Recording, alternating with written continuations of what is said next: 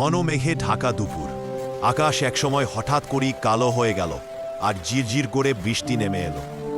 একটা ছোট্ট পুকুরের ধারে তিনটা হাঁসের বাচ্চা খেলা করছিল, পিকু, টিকু আর লিকু। বৃষ্টি পড়তেই ওরা খুশিতে আরও লাফালাফি শুরু করে। হাঁসের বাচ্চাগুলি জলে ছিটাছিটিতে মত্ত। ঠিক তখনই এক রঙিন নীল হলুদ দানাওয়ালা প্রজাপতি বৃষ্টির মাঝেই উড়ে এসে তাদের সামনে ঘুরতে লাগল। বৃষ্টির ফোঁটা তার দানায় লেগে ঝিলমিল করে উঠছিল। পিকু অবাক হয়ে বলল, ওরে, বৃষ্টিতে প্রজাপতি উড়ে বেড়াচ্ছে। প্রজাপতিটা যেন হাসি মুখে তাদের দিকে তাকিয়ে আবার সামনে উড়ে গেল। হাঁসের বাচ্চারা আনন্দে তাড়া করতে লাগল। বৃষ্টিতে জলে ভেজা ঘাসে দৌড়ে দৌড়ে তারা প্রজাপতির পেছনে ছুটছে। কেউ পিছলে যাচ্ছে, কেউ আবার পানিতে পড়ে ছপছপ করছে। বৃষ্টি একটু বাড়তেই প্রজাপতিটা বড় একটা ফুলের পাতার নিচে বসে আশ্রয় নিল। হাঁসের বাচ্চারাও সেই পাতার নিচে গিয়ে দাঁড়াল।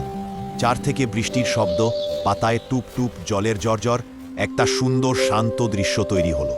টিকু নরম গলায় বলল, তুমি কি আমাদের সাথে আবার খেলবে প্রজাপতি? প্রজাপতিটা দানা ছাপতাল, মনে হলো যেন হ্যাঁ বলছে।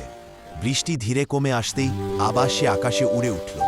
হাঁসের বাচ্চারা খুশিতে লাফাতে লাফাতে তাকে অনুসরণ করল।